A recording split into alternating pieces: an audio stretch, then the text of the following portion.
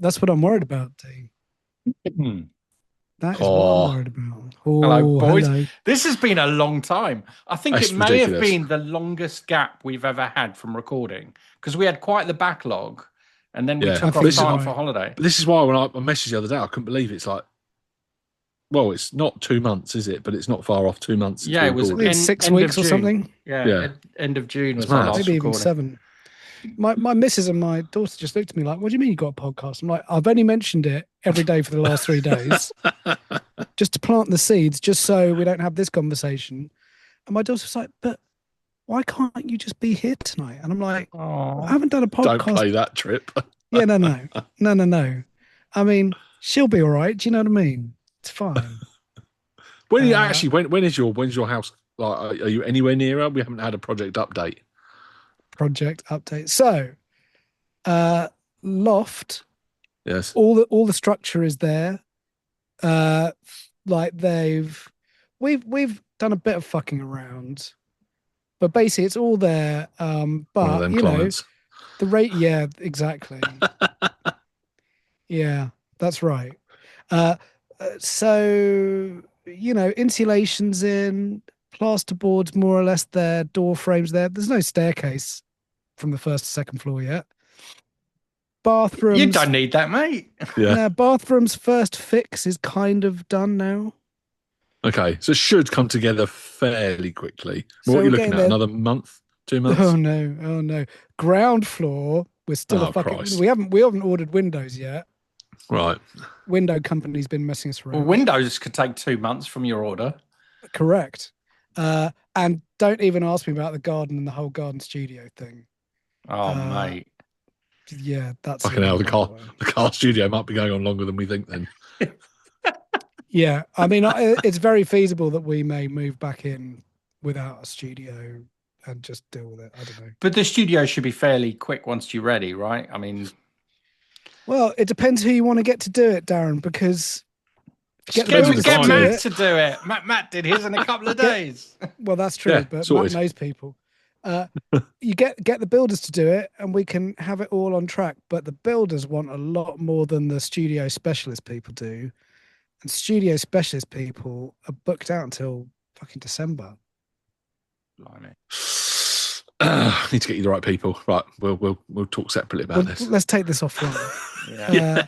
Well, no, I mean we're happy to go with our builders, but anyway, look. So we're getting there. Like compared to where we were day one back in March, a lot has happened. A lot has happened.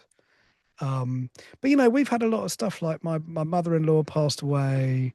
There's been tons of other shit that's gone on this year that just yeah, it just means that you get to a point where you're like, well, I can't fucking worry about tiles or bathtubs. Do you know what I mean? Like there's real shit to worry about. Yeah, you bought 33 watches. And that. Yeah.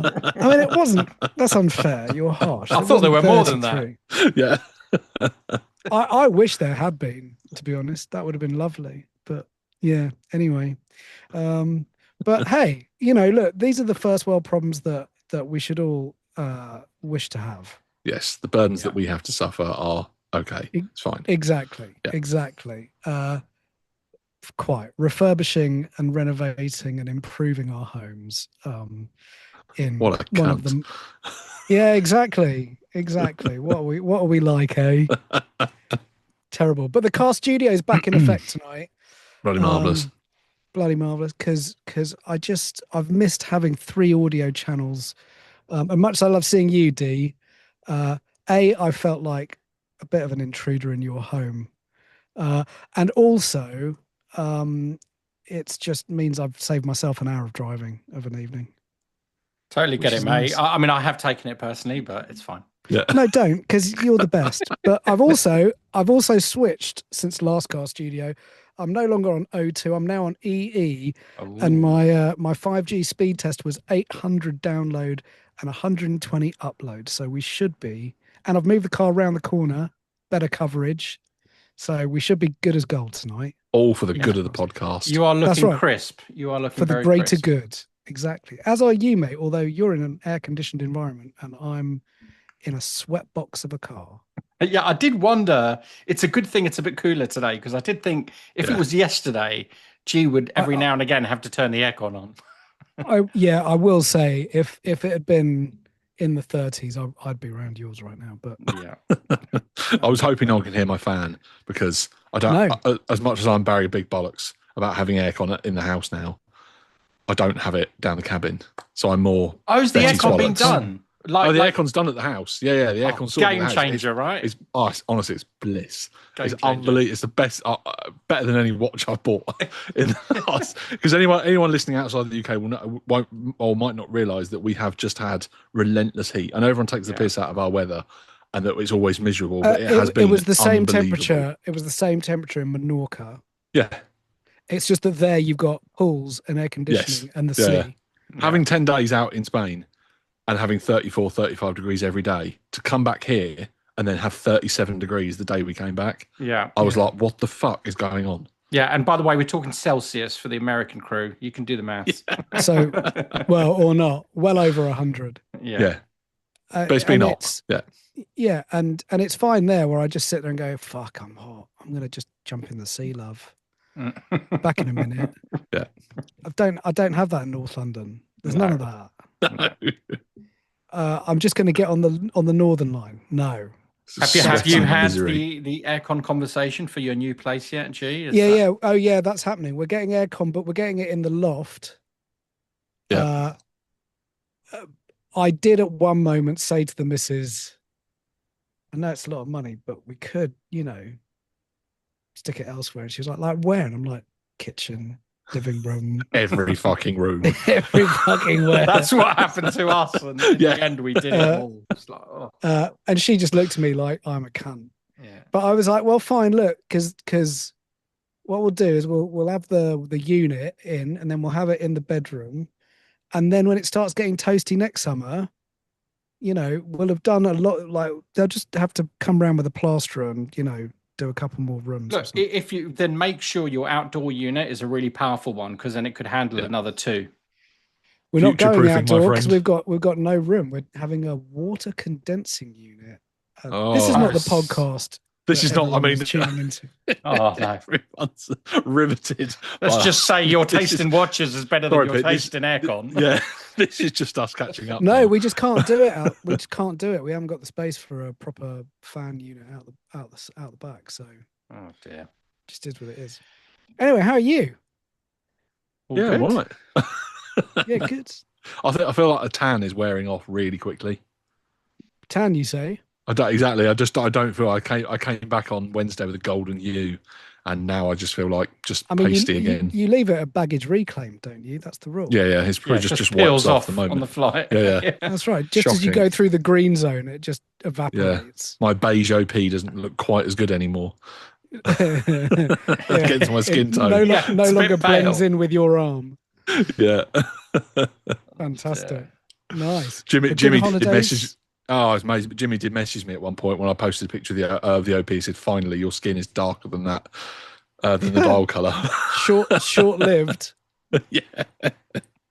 Nice. Well, speaking of what is on your wrist, what's on your wrist?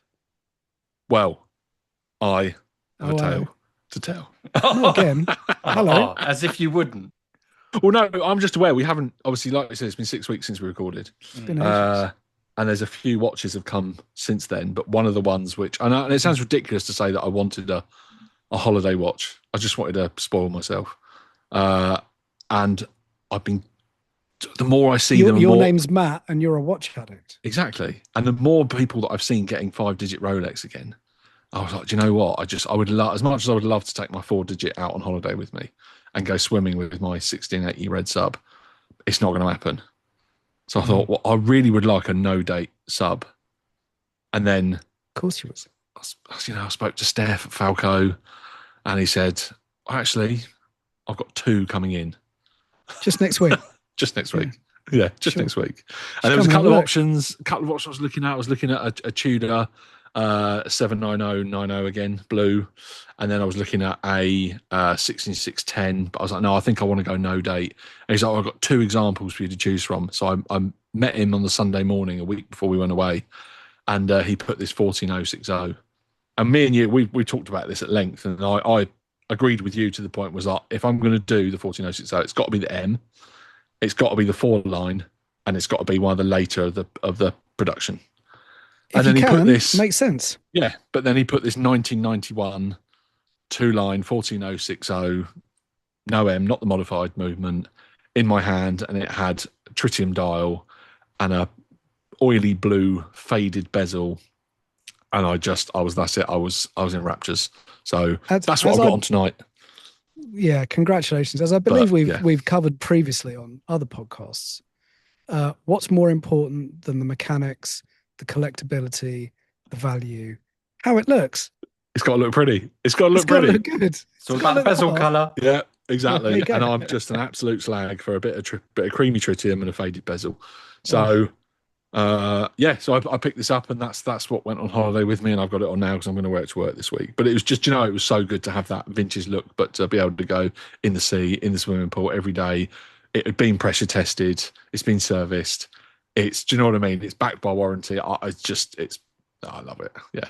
If I took a lot of watches with me, but I didn't need to, I probably could have just taken this with me, and that would have done me for everything.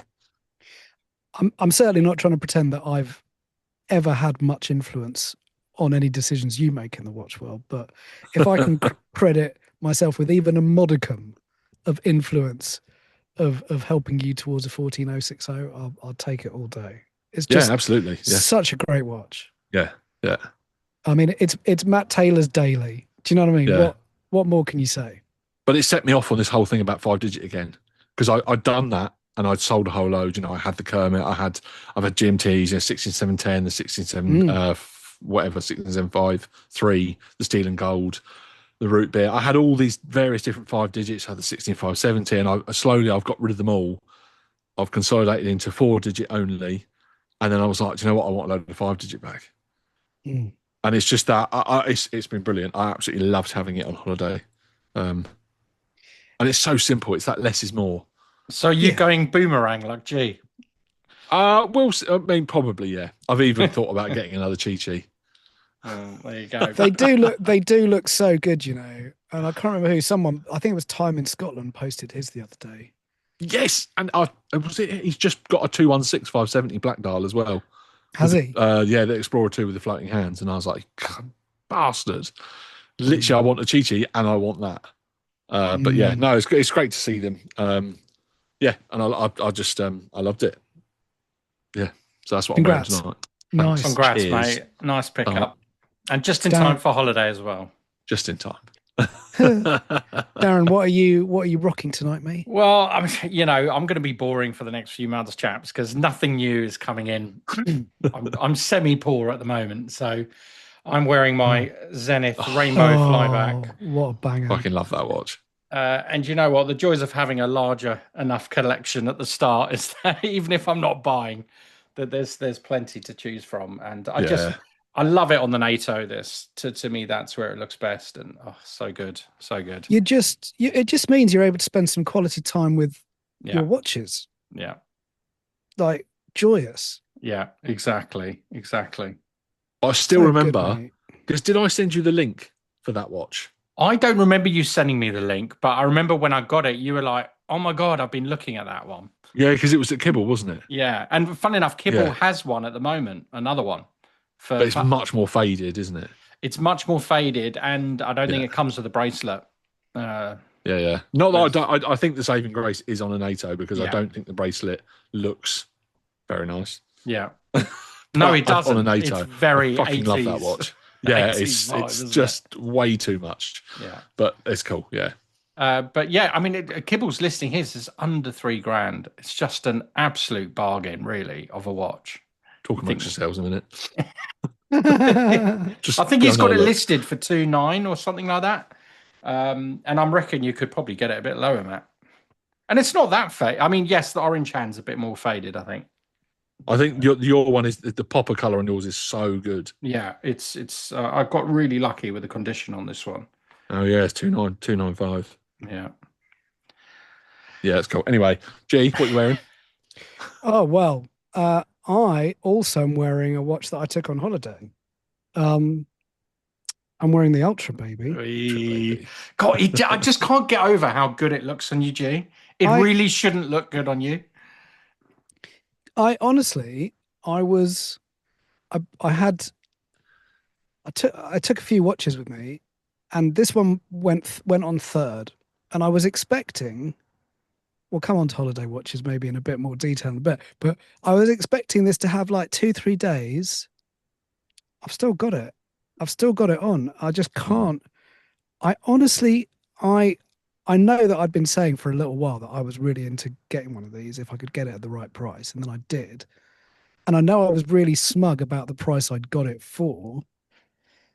But fuck me, do you know what? I mean, I did get a bargain, but I would today tell you that I'd pay more. I'd pay well over £4,000 for one of these. Seriously, I am so impressed with this watch. I'm just so impressed with it. I don't understand how they've done it. It bends the laws of physics. Yeah. But they make G's this wearing the look Pelagos good. Ultra. I don't even know if I mentioned I was wearing the Zenith Rainbow Flyback. We're getting so used to we're just looking showing at it to each other's other. watches. We're But yeah. just showing it to camera. Yeah. But yeah, I'm wearing my Pelagos Ultra, which officially is 43 mils, although really the bezel's 43 mils. The watch is 42. And yeah, this is in theory like a proper full-on Pelagos, but it just doesn't wear like one. I swear to you now, if they released a blue Pelagos 39 next week, I don't think I'd give a fuck. Would you want a blue Pelagos Ultra? No, I'm just no. I think I've moved past that now. Yeah, yeah. This is just unbelievable. I just don't get how it can be as good as it is, but it is. Yeah, I feel it's kind of under the radar as well. You don't really see many about. You really don't. You don't see many posted. Yeah, and that I'm sure has a lot to do with the price point. Yeah, yeah. But I don't feel like this watch really got a lot of coverage when it came out. No. You saw it get mentioned, but the Burgundy seemed to get more headlines. Yeah. But also, I think people dismiss it because of the size. Like you would on paper, it doesn't feel like it's going to work on many wrists, right? I think if you've ever tried on the OG Pelagos, you'd be as we all have. I certainly was dismissive of it because I just thought, like there's just no point. And when we went to whatever Tudor event it was, I remember Mo was showing one around and I was like, yeah, I'll try it on. Go on, let's be silly. And I was like, fuck. What have they done? In fact, maybe it was when we went to Craig. We went and saw Craig. I think it's when we went to Craig to pick up the Burgundy. To pick up the Burgundy, that's right. And he had it. And it was just like, shit. Yeah. Anyway, I am so impressed. And do you know what? It's now at number 1 in my all-time Pelagos list. I just think it's the best looking Pelagos there is. I just can't sing its praises enough. Yeah. Nice. So yeah, I'm wearing that, and I don't know when I'm going to take it off, but it won't be tomorrow because I'm just fucking loving it. It's brilliant. So there you go. Yeah, and it's missing the 10 off the bezel. Well, yeah, it turns out I think all the Pelagos do that. Yes. I look back at my old Pelagos 39 photos because I was like, what did that? Surely that had a 10. Nope, no 10 on the bezel insert. No, I had a quick look around and I was like, oh yeah, it's something you just don't notice though. Yeah. Perhaps it's one of those Mandela effects. It was there, but it's not anymore. Yeah. Quite right. But yeah, so anyway, I guess that covers off wrist checks. Matt, you mentioned there'd been some in and out action. Well, in and out, that sounds wrong. Hey. Yeah, careful. I'll be honest. There's been some in action. There's been no out action. Oh well, fair. So go on, tell us what's been other than your beautiful 14060. Well, so as well as the 14060, as you know, I'm quite a. In fact, no, I'll start with. So you all know my first ever watch was a Zodiac. Mm-hmm. I've talked about it on the podcast, and I've got this weird thing with Zodiac, as you know. Just I still find them fascinating. The watch brand itself is just nothing compared to what it used to be. And in fact, listening back to the edit of the podcast that's going to go out tomorrow. Anyway, it doesn't matter.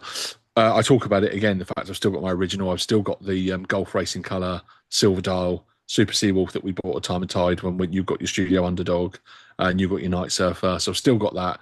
And then there is a black dial version, which has always eluded me because it was a very, very short run. But a couple of years ago, they came out with the Super Seawolf the Pro Diver, which was a 42mm.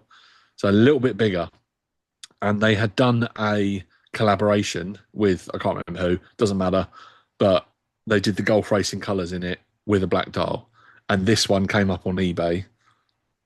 Right there, look at that. Yeah, and I think cool. I got it for 710 quid or something like that. And it's retail on it's like over £2,000. Yeah, unbelievable. Is it Giant Mouse? I can't remember. I don't know. Is it? Anyway, it doesn't matter. There was it was a collaboration, but the fact it was the Golf Racing colours, the light blue with the orange, black dial, but in the 42mm configuration. And I've got it on a Giant Mouse though. I can't remember if that's right or not. You might have to edit that out. I'll double check that. But yeah, that was it. And it's just I saw this come up, and it's one of those things I always keep an eye out on eBay for Zodiacs, just because there's the odd GMT that I like. There's a few. There's like I did a Hodinkee one, which was the light green, the teal with the dark blue, the GMT. That's a really cool one they did a few years ago. That was all pre-COVID, but yeah, this one popped up, and I thought, did they do any others in that size? Yeah, Pro Divers. They've done quite a lot of and various different colours, but most of them look a bit shit. Okay. But this one is just in that classic Golf Racing. So yeah, I'm chuffed I managed to get that. And then the other thing was, as you know, I'm quite partial to a Hoya, and I like my Octavias. So again, Steph, it's one of those messages that just pings up, and he was like, "Matt, you won't believe this." He said, "But I've got a customer coming in who's trading in 3 Octavias," and he said one of them's is a Siffert. I was like, "Fuck." He said, "But it's a double signed." So I was like, okay, fine. So it had a retail signature on it as well, and it was everything. It was perfect. In fact, Darren, you tried it on, didn't you? Yeah, I wound you up with the picture. Yeah, but it was quite a lot of money for what it is. For Sifferts go for a reasonable premium, but because of the double sign on it, it was just a little bit too much. I was like, no, I'm not into it. And he said, look, it's probably already sold. I've got a good client who's after. There was an Orange Boy which I've already got, and then that, and he sold them straight away. But there was one other that was on there, and I said, look, I really am interested in that.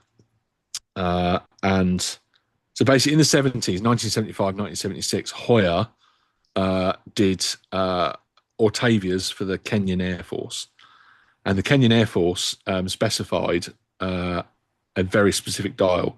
So it had to be elongated Arabic fully loomed numerals. And they were only made, they never released this sort of to the general public.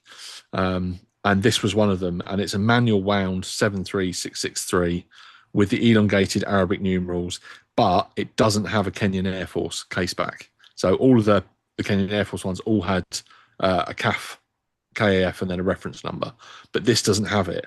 But it's so difficult to know exactly what this is, because when you look through like on the dash or all vintage Hoya, all the different references that speak about these, so many casebacks were swapped. They were polished out. They were, after they were finished issuing watches, some of them they couldn't issue because the numbers weren't enough, so they were given out to the public and casebacks were switched. And there's lots of possibilities, but I paid a good price for it because it doesn't come with the full, if you know what I mean, the full CAF caseback. But it's just full Panda black dial with the neon orange. Yeah, lovely. Seconds. And it's just, I just think it's absolutely glorious. And because it's the earlier manual wound Octavia compared to all my other autos with the Cal 12, it's got this wonderful, I'll do some pictures of it, but this bubble dome crystal. Yeah. Compared to the flat crystal on the others, and it's glorious. I absolutely love it. Who gives a fuck about the case back and all? I think that's it. Like, and it went back and forward. You're not a military watch collector, so grab the bargain. Yeah, grab the beautiful watch and love every minute of it. Yeah, and I think that's it. This went back and forth, and he said, "Look, I'll send it to you. Try it. See what you think." That was just my biggest mistake because it's just. Yeah. I mean, Octavia's fit me very well because this is the manual wound. It's slightly thinner as well. and it just hugs my wrist so well. And yeah, I love it. So this joined as well. So we agreed a price. It allowed me to do a little bit of research, a little bit of homework, speak to a few different people. Matt Taylor helped me out enormously with it as well, which was really cool because he's like the expert in Kenyan Air Force watches. He's got every they did 5 Kenyan Air Force watches between Hoya and Lamania, and he's got all of them, obviously.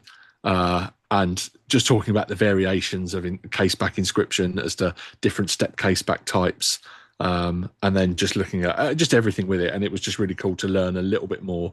And once I started, so has he got that variant with the case back? Yes, yeah. And again, he's got the benefit, obviously, because of his history and where he's been. I can't believe you just asked whether Matt Taylor had That's a really silly question. Yeah. He's got 4. Yeah. 3 of which are Nos. You just want to visit him and switch it while he's not looking. Yeah, but it's just, and it's that research thing. It's like I said before, is once you research into something, you understand the story behind it, and the fact that this could have been just a watch that it might have been issued, it might not have been issued. They might have just had it sitting on the shelf and were like, well, do you know what? We'll give it out to civilian market, switch the case back. Yeah. Or it could be that it was an issued piece and the case back was switched because they didn't want to give it back. Yeah, and it's all those, and I was like, you know, I really fucking love it. And for what it is, like she says, yeah. If it had a case back, you wouldn't have got it if it had the case back. No, because it probably would have been too expensive. Yeah, it would have been $3,000 more. Yeah, you know what I mean. If it had perfect provenance, so and the guy that the book that I've got, the Hoya chronograph book, which is Arno Michael Hasslinger, the author of that. Again, it allowed me. I spoke to him. We swapped pictures. We showed. He's like, look for this on the movements. I was like, yeah, it's got the movement mark. Everything was right about it, bar the case back. Yeah. And he was like, well, the case back's probably just been switched. So again, it's just to have these people that you can have these conversations with and call on and share knowledge. It's brilliant. So good. Yeah, so I'm really, really pleased with it. And the dial is just, the dial's amazing. I can't wait to show you this one. This is cool. I'm looking forward to seeing that. Yeah. So it's cool. It looks beautiful. Congrats. Thank you very much. So 3 watches, 6 weeks. Yeah. Not bad going. Yeah, not bad. Yeah. Wow. Well, what about you? Did you buy anything, G? I'm trying to think if there's anything since we last spoke. I'm pretty sure we did. Yeah. I mean, you might not have seen this coming, but I got a CWC SBS back in. Oh, yeah. Oh, yes, of course you did. G's looking through his archives going, what haven't I bought back? Oh, yeah.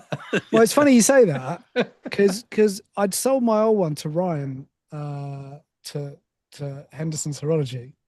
And God bless him. And I used to see him post it all the time, and I just sort of assumed like he loved that watch, and so I wasn't going to bother him about it.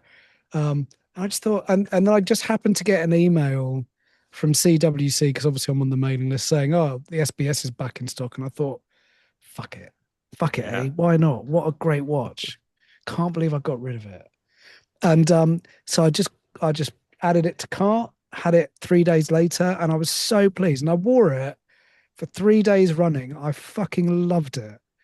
It's just such a great watch. Such a great watch. I think I'm going to get mine on now. You're talking about it. Oh, yeah, it is so good. But I'd sold mine in the end to Ryan because I hadn't been wearing it.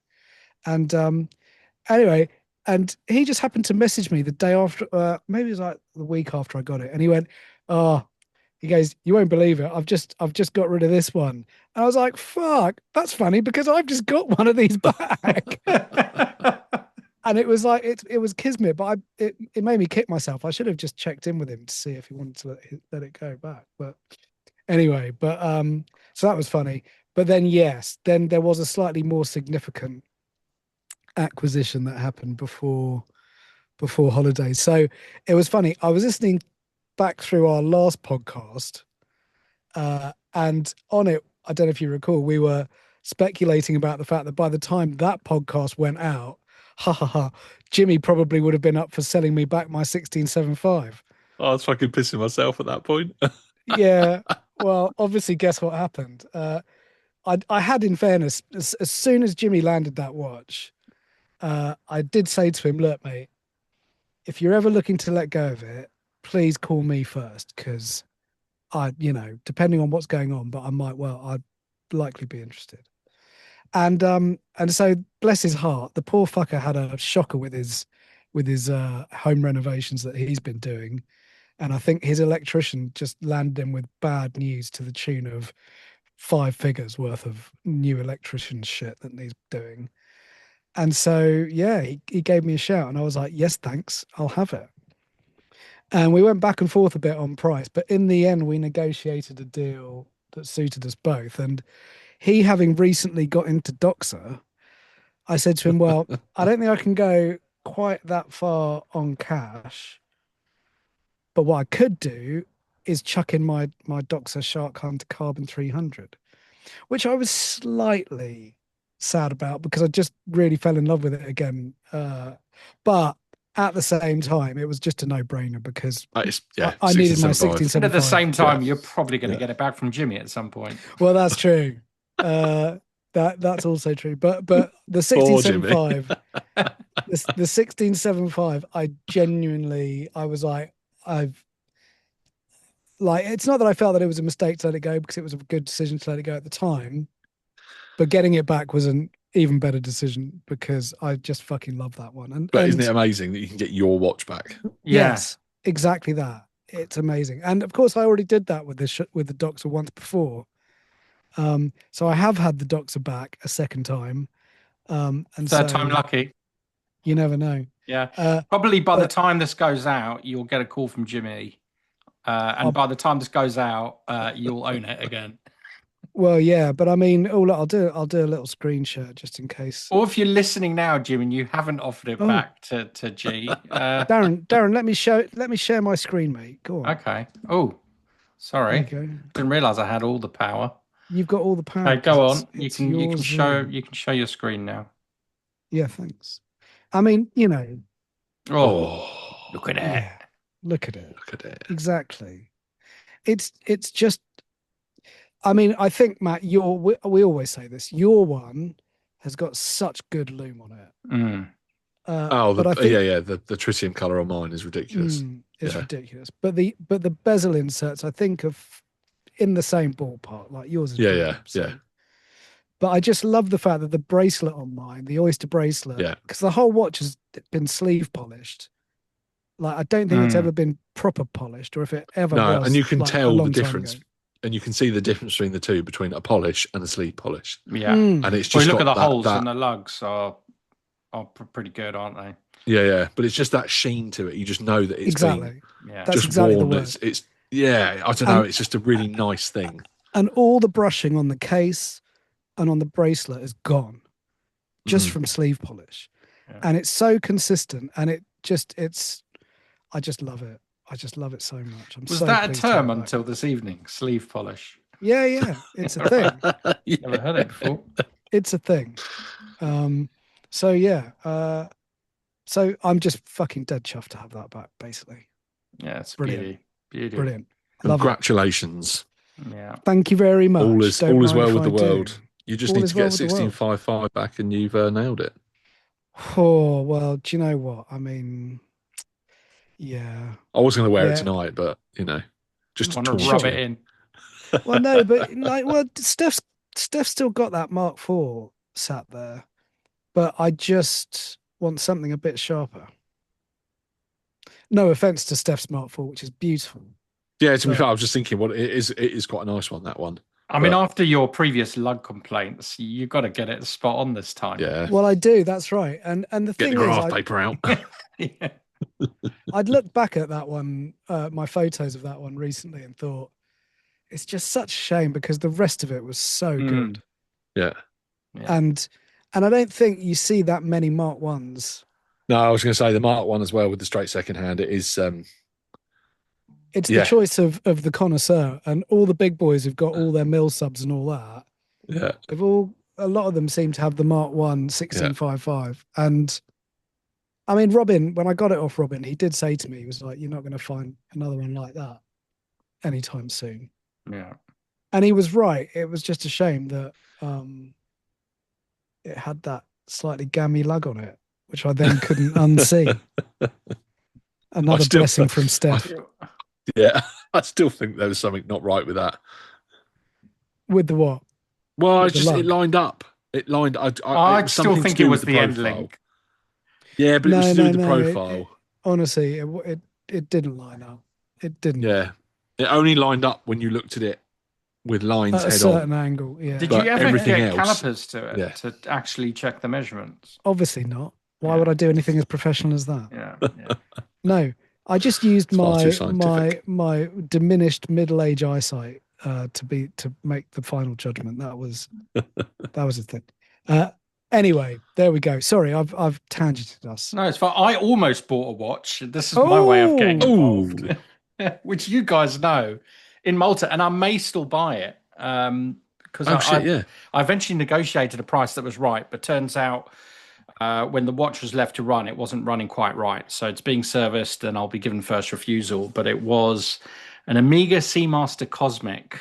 But it had it had the same bracelet as the Baby Ploprof I've got, and a very similar case.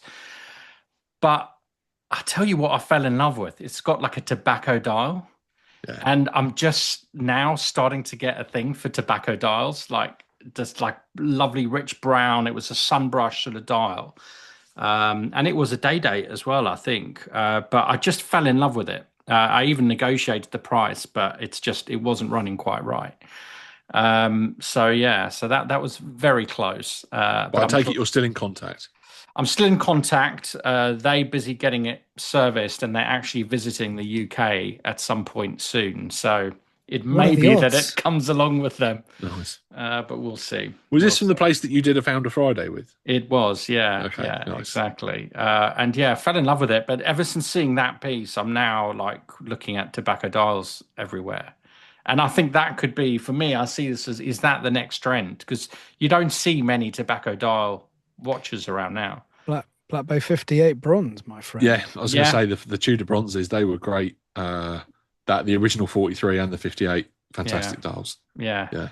But this particular tobacco dial variant, you really don't see many. And apparently very few were made. Very few came out of Omega. So that typically the Cosmic only came out with either white or blue dials. So yeah, crazy times for Omega in that period anyway, because they were switching out designs left, right, and center. Like watches had a 1 to 2 year fucking shelf life. Yeah, 100%. Yeah, exactly. That was just before the quartz crisis hit.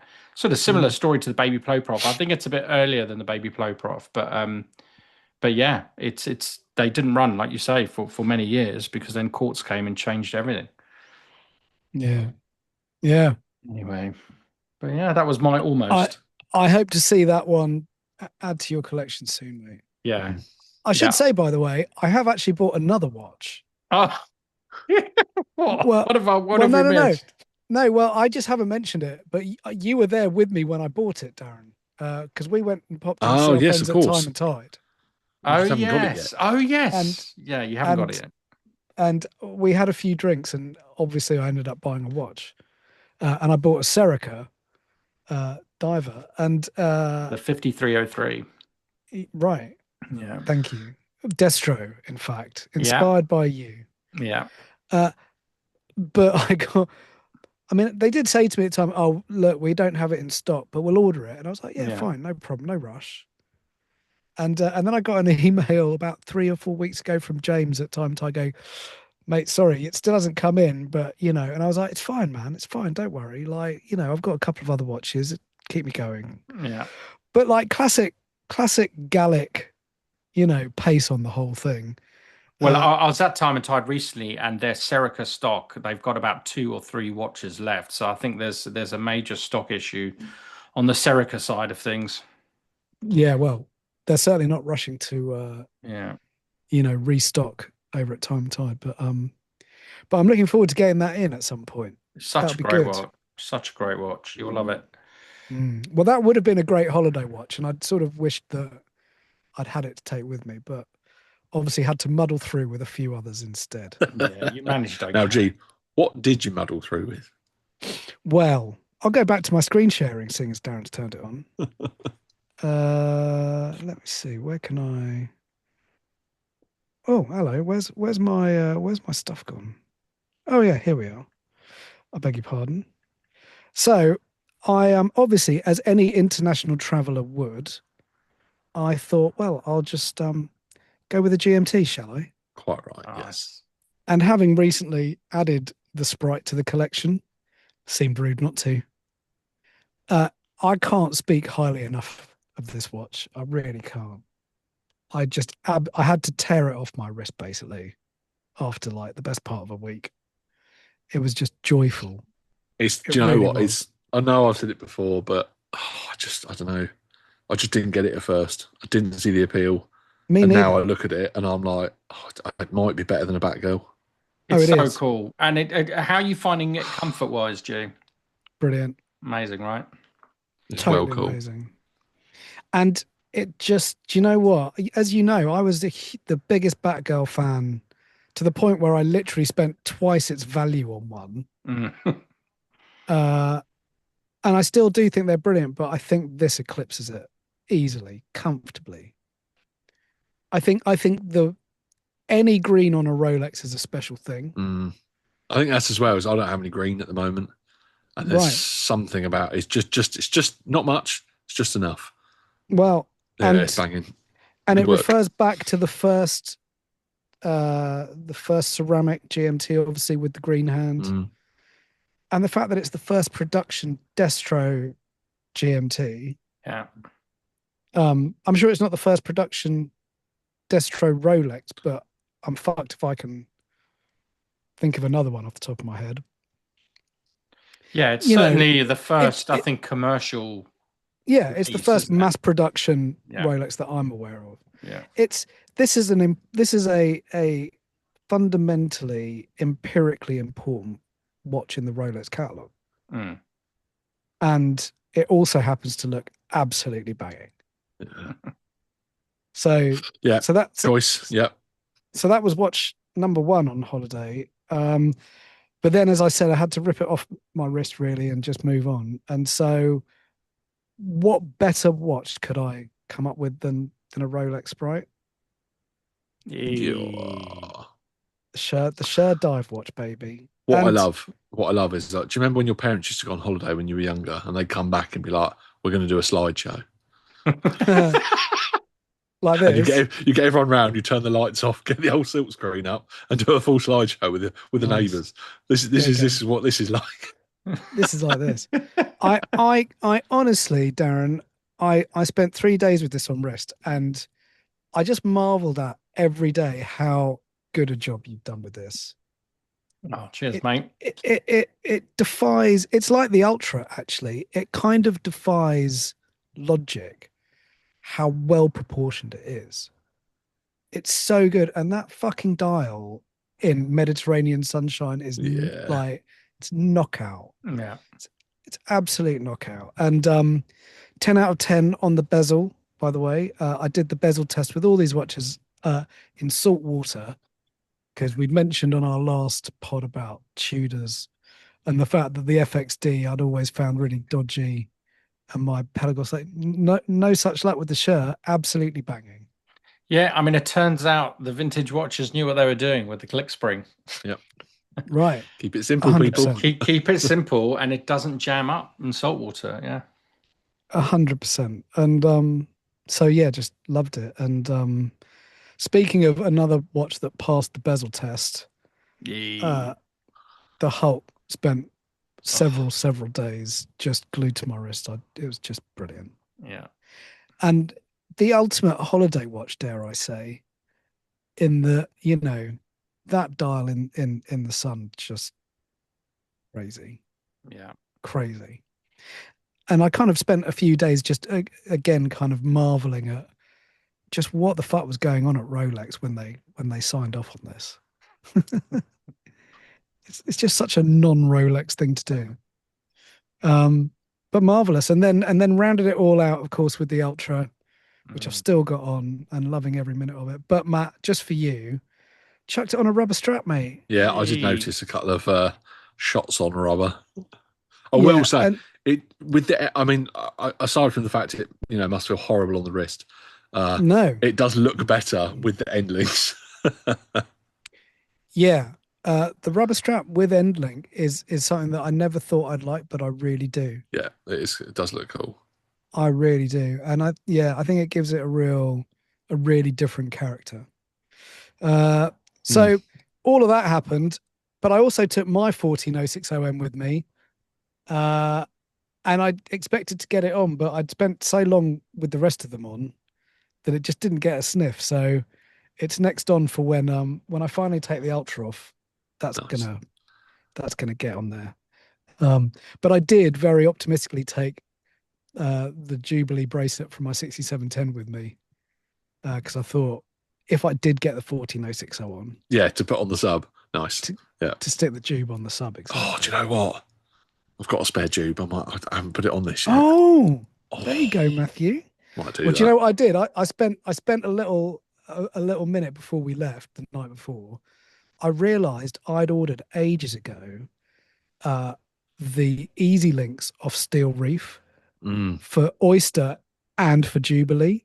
Yeah, nice. And I just never got around to fitting them because I'm sure I think I'd ordered them in the winter, and who needs an Easy Link in the winter? But I was like, so I put them all on both bracelets, but obviously that was a fucking waste of time because it didn't even get on my wrist. But there we go. So there you go. That was my holiday watch roundup. What have you guys? What did you take, D? Well, 2 of the watches I took matched 2 of the watches you took. Oh well, you're a man of great taste. I've always said. Yeah. So. Look at that! Look at a trio. I thought I'd up your slide game and just go all in. Darren, did you prepare this? Only while G was talking, I went to my Instagram and noticed that the 3 I took on holiday, I had 3 posts together, so I quickly screenshotted it. Nice. But yeah, so I took the Sprite as well. To be honest, I hadn't worn the Sprite for a while, and I thought I wanted to get some quality time with it. And it's just a great holiday watch. Obviously, a great watch to travel with. As is the VC overseas dual time, so I can not that I needed to track time at home because who was I talking to at home, but. So it was great to take those. And to be honest, this was the first time I took the Vacheron on holiday with me because I've always been a bit too scared to take it. And I don't know why. Really? Yeah. Yeah, why? I don't know. I guess probably when I first got it, it's a bit like when you get a new car and you're so paranoid about, I don't know, getting it dented or knocking the alloys or whatever it is.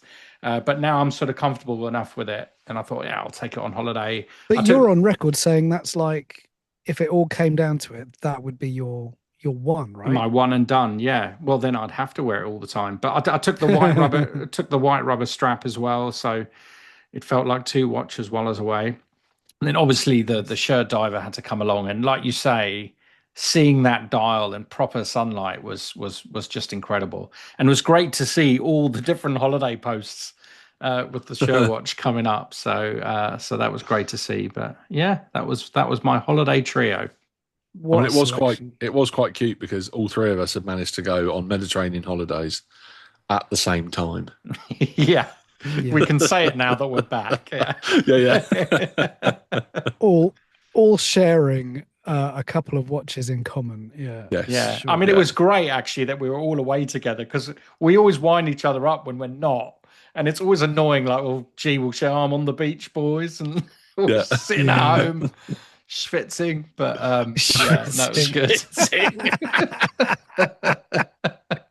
Amazing. Oh, dear. Anyway. Wonderful.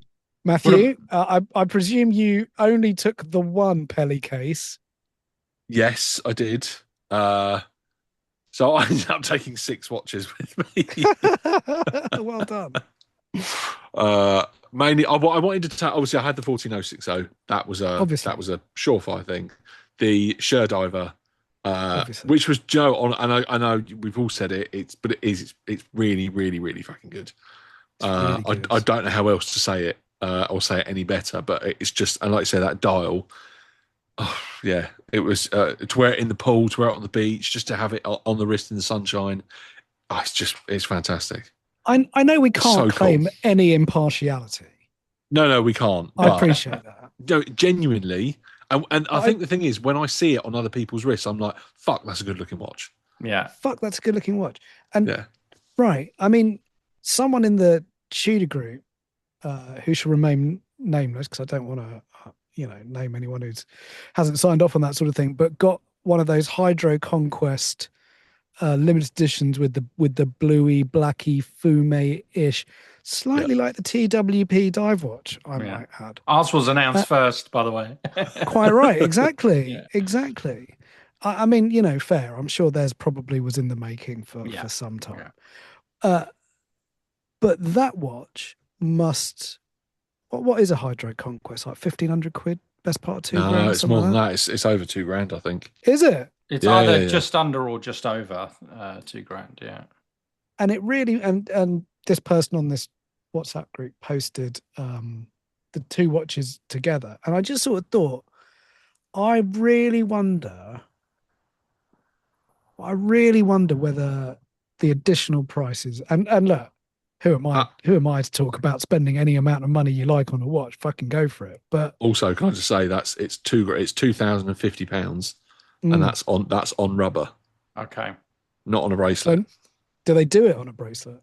Don't think so. No. I think you can get a mesh for it. I think. No, I don't think you can with that. I think you can buy. You have to buy it separately. Yeah, and that's probably 700 quid or something. Yeah. Anyway, yeah. Well, it just made me think, like the value on the Sher dive watch. I genuinely, I mean, I think I could maybe say that Seiko that I used to have. I can't even remember the reference number. The SPJ 317 something or other. That was a £750 watch at retail, I think, and that was really good. But that's rubber. That comes on rubber. There's no bracelet on that. Do you know what I mean? It doesn't have a dial that looks anywhere like it, and the proportions aren't as good. I struggle so hard. I really do struggle to think of anything that's that kind of value. Yeah, no, I agree. I think it's and and the bracelet, like you say, it makes such a difference to the look of the watch. 100%. And I had a thought of NATOing it, but actually I thought, you know what? Since we changed the bracelet, since you've changed the bracelet, no, we're all involved in how to change it. Since you changed the bracelet and then reversed the flight, every time I look at it now, I was like, I don't want to take it off the bracelet. Yeah, and it's nice. But if you're in the water, that's the right place for it. Yeah, quite. Yeah, absolutely. Yeah. But it's nice I've still got the prototype as well that I can stick that on the grey NATO. Yeah. Do you know what I mean? It's not that because it comes with quick release bracelet end links. but no, it was great. So to have that, I love that. What else did I take? I took the Burgundy Black Bay, the Smiley. Nice. Looks so good. And on the tube. Yeah. And you know, someone messaged me and they said, like, I can't believe you're taking that in the water. I'm like, why? And they're like, yeah, but it's 2012. I said, well, mine's a 2014. I don't think that's. I don't know. I don't even think that's in the realms of to be worried about. No, you should be fine. Yeah. So no. So the Burgundy went. I'm sure someone told me a story. Sorry to interrupt. That's right. About someone had a 1680. Oh, I don't know, or maybe it was a transitional 5-digit Rolex sub. Yeah. And they'd sort of thought, took it in the water, and realized to their horror once they were in the water that they hadn't screwed the crown down. Yeah. And it was totally fine. It's still fine. Yeah. Still totally fine.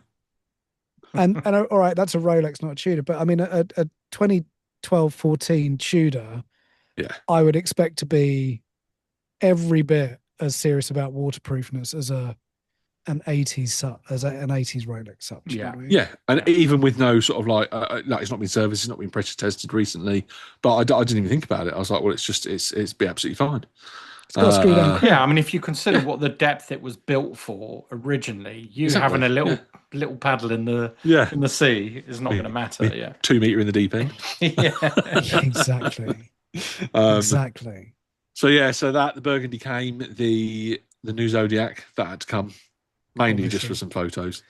Sure. I gave it a day. It's just a it's such a fun watch. The Carbon 26. Nice. What strap did you have on that? So I've now got it on. I've taken off the Hawk Rigger. I've got it on the Zulu Diver, the Octoflex, which is the Yeah, the two-piece elasticated, but comes with the so deployment like a clasp. stretchy fabric. Yeah, But with a deployment clasp. with the deployment. It's so good, and it's such a great watch. It's lightweight. That was fun. I really enjoyed having that on. Nice. And then the other one, which just again, if I could boil it down to my two, Sure aside, the beige OP. There's just something about that fucking watch. I would never have thought a beige watch would be your holiday watch pick. But it's everything. It's that vintage inspired colorway. It's almost matching the tritium, the creamy tritium on my 14060, and the pair of them together, I'd be like, well, that's all you ever need. Yeah. And it's fascinating to me how much you love that beige OP. Yeah. Like I think that has a very permanent place in your collection. Yes, 100%. Yeah. I could have easily sold it by now. I could have easily traded it into something else, but I genuinely, I really, really, really fucking love that watch. Yeah, I think the Explorer will be going a long time before that beige. Yeah. I say that, quite clearly. The beige is I don't know. There's something about the tone of it. It's got this light panna color in the bright sunlight. It's got this really dark, warm tone to it in the evening golden light. You need to bring that to the next meetup. I want to try it on. I don't think I've ever seen it. Yeah. The contrast of the white lume, the white superluminova markers. Yeah. Really makes it. But to me, it's the same as in the posing side. It's the same as the Chi-Chi, having a stark white dial with a heavy creamy tritium lume plot to it. I love that, and I love that interaction on this watch, albeit the other way around. And again, it's one of those. I've always loved the cream dial 16550s, and we've seen pictures of them together, and they're almost identical. A 1986 or 1985 16550 cream dial next to a brand spanking modern OP, lovely. And it's that same tone, and I love it.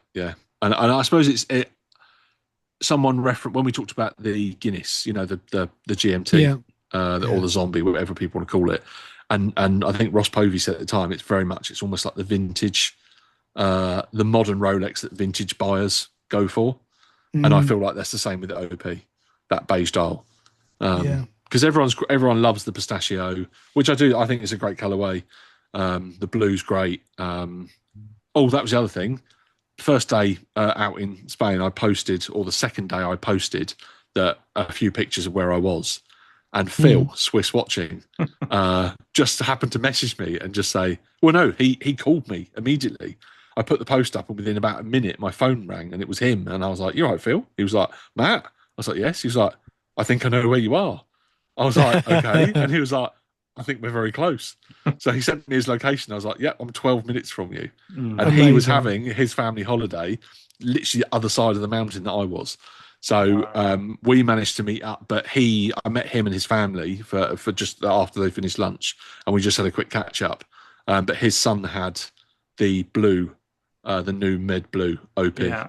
So nice. And again, that I wish I'd had my beige OP at the time, but I just went down with one watch I was wearing. But that Med Blue is fantastic. So the beige to me is awesome. So well done. Yeah. So I think that was all six. But yeah. So were your family in any way annoyed that you didn't see them at all? You were just taking watch photographs for your entire holiday? They know that's me relaxing. I haven't felt so detached from work for a long time. Yeah. Well done. And I think bear in mind, we've got 4 kids, and it's all quite chaotic, and we've got various ages from 19 down to 11. So you've got some that need to be entertained. You've got others that just want to sleep all day. God. Do you know what I mean? Having a villa to ourselves means I could just fill my boots, and I was quite happy while they were sunbathing. I was going off doing watch shots. I was getting up at 6 a.m. to go and do walks and to watch the sunrise and do watch shots while they were still in bed. Nice. Absolutely fine. Yeah. Well done. Happy holidays. Yeah, that was good. Yeah, very good.